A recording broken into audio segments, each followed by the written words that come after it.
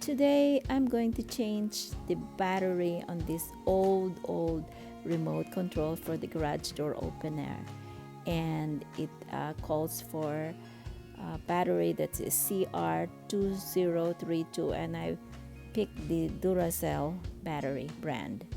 So I'm going to put it back with the plus sign down, and then I'm going to close it. It's already ready to give it a try if my garage door is going to open.